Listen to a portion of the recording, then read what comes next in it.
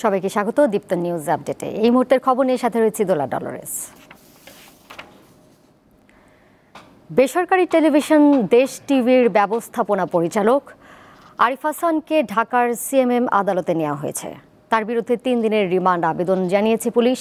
এ বিষয়ে কিছুক্ষণের মধ্যে শুনানি হওয়ার কথা রয়েছে। এর আগে শনিবার রাতে ঢাকা মহানগর পুলিশের একটি দল হযরত শাহজালাল আন্তর্জাতিক বিমানবন্দর থেকে তাকে গ্রেপ্তার করে। আরিফ হাসানের বিরুদ্ধে বৈষম্য বিরোধী আন্দোলনের ঘটনায় দায়ের একটি হত্যা চেষ্টা মামলা রয়েছে।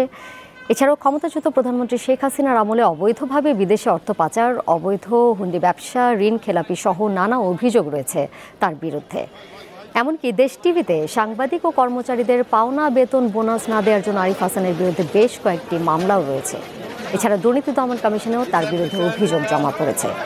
জানা যায় দুদক থেকে নিষেধাজ্ঞা সত্ত্বেও প্রায় বিদেশে আসা যাওয়া করতেন আরিফ হাসান।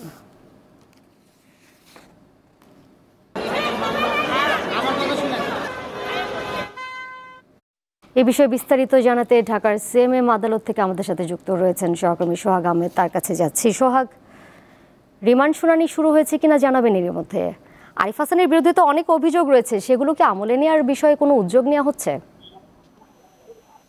আপনি যেমনটি বলছিলেন, আসলে সকাল 11:30টার দিকে ঢাকা সিএমএম আদালতের 5 নম্বর আদালতে কিন্তু আরিফ হাসানকে আপনার বৈষম্য বিরোধী ছাত্র আন্দোলনের হত্যা চেষ্টা মামলায় কিন্তু তাকে গ্রেপ্তার দেখিয়ে 3 দিনের রিমান্ড চেয়েছে পুলিশ তার ফরওয়ার্ডিং এ যেটি বলেছে যে আসলে এজাহারভুক্ত আসামি হচ্ছে এই আরিফ হাসান। তিনি দেশ টেলিভিশনের ব্যবস্থাপক পরিচালক।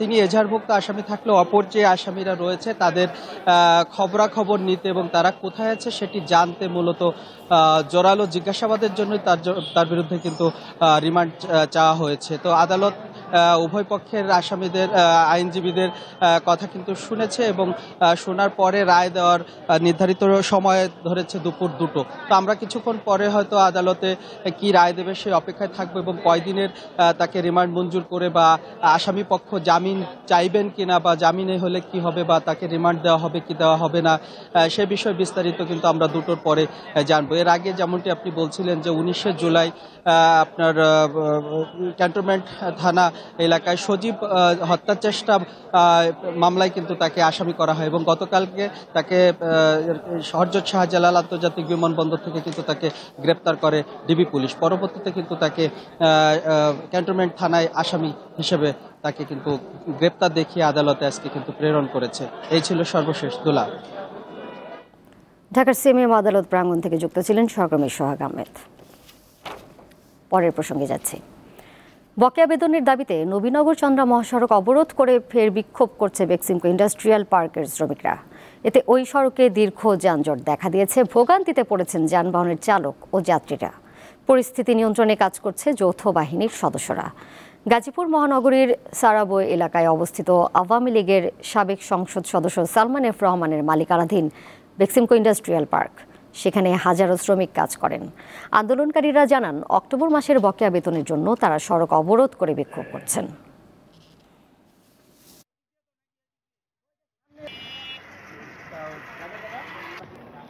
আমরা রাজপথে, আমরা কোনো গাড়ি ঘোড়া চলতে দেব না, আমাদের বেতন পরিশোধ করতে হবে।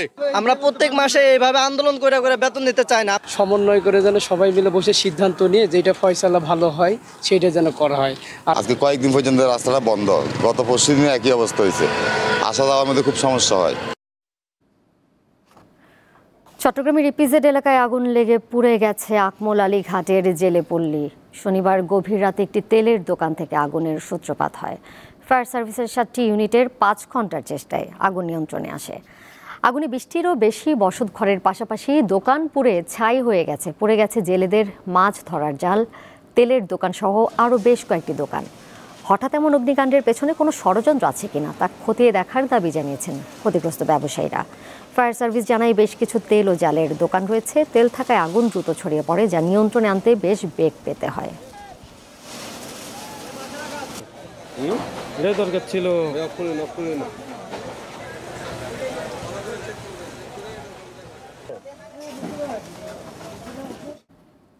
আন্তর্জাতিক প্রসঙ্গ। ইসরায়েলের প্রধানমন্ত্রী বেনিয়ামিন নেতানিয়াহুর বাসভবনে 2টি ফ্ল্যাশ বোমা আঘাত হেনেছে। স্থানীয় সময় শনিবার উত্তরাঞ্চলের সিজারিয়া শহরের বাড়িতে এই হামলার ঘটনা ঘটে। নিরাপত্তা বাহিনী জানায় নেতানিয়াহুর বাড়ির সামনে বাগানে দুটি আগুনের গোলা এসে পড়ে, তবে এই সময় প্রধানমন্ত্রীও তার পরিবারের কেউ বাড়িটিতে ছিলেন না।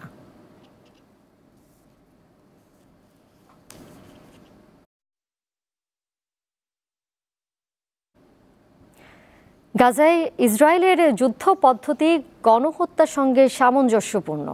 বারবার জাতিসংঘ ও বিভিন্ন দেশ বলে আসলেও তাতে কর্ণপাত নেই তেল আবিবের। বরং গাজায় কুখ্যাত যুদ্ধ পদ্ধতি দাহিয়া ডক্ট্রিন প্রয়োগ করে আসছেন নেতানিয়াহু। ধ্বংসাবশেষ আর মৃত্যু এ যেন চরম সত্য গাজাবাসীর জন্য। 1 বছরের বেশি সময় ধরে ইসরায়েলের নির্বিচার হামলায় ফিলিস্তিনের গাজার বড় অংশই বিরান ভূমিতে পরিণত হয়েছে। সেখানকার বড় অংশই এখন বসবাসের অনুপযোগী। বেসামরিক স্থাপনায় ইসরায়েলের ধ্বংসযজ্ঞ নতুন কিছু নয়, বরং নিজেদের যুদ্ধনীতির অংশ হিসেবে ইহুদি রাষ্ট্রটি এমন ধ্বংসযজ্ঞ চালিয়ে থাকে। তাদের এই যুদ্ধনীতি দাহিয়া ডক্ট্রিন হিসেবে পরিচিত। এই যুদ্ধনীতি ইসরায়েল প্রথম প্রয়োগ করে লেবাননে। অক্টোবরের শুরু থেকে সেই লেবাননে আবার কুখ্যাত এই যুদ্ধনীতি প্রয়োগ শুরু করেছে ইসরায়েলি বাহিনী।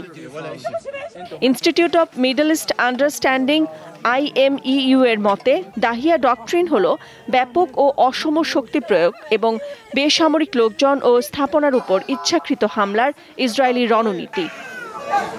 চলমান যুদ্ধে গাজার ধ্বংসযজ্ঞ নিয়ে UNDPর আরব দেশগুলোর আঞ্চলিক ব্যুরোর পরিচালক আবদুল্লাহ আল দরবারি বলেন, 1945 সালের পর এরকমটা আর হয়নি। গত প্রায় 40 বছর গাজায় মানব উন্নয়নের জন্য যত বিনিয়োগ করা হয়েছিল তার সবই জলে গেছে। গাজা আবার 1980-র দশকে ফিরে গেছে। বিশ্লেষকদের মতে মূলত কোনো সরকার বা গোষ্ঠীর প্রতি সমর্থন প্রত্যাহারে সেখানকার জনগণকে বাধ্য করতেই যুদ্ধে ব্যাপক ধ্বংসযজ্ঞের এই দাহিয়া ডক্ট্রিন প্রয়োগ করে থাকে ইসরায়েল।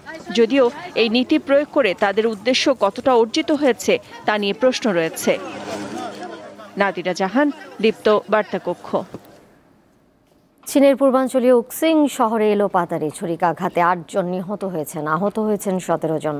স্থানীয় সময় শনিবার 21 বছর বয়সী এক শিক্ষার্থী এই হামলা চালায়। ওই শিক্ষার্থীকে পুলিশ গ্রেপ্তার করেছে। তিনি উক্সিং vocational institute of arts and টেকনোলজির শিক্ষার্থী। পুলিশ জানিয়েছে, পরীক্ষায় অকৃতকার্য হওয়ার ক্ষোভ থেকে ওই শিক্ষার্থী এলোপাতাড়ি ছুরি হামলা চালিয়েছে।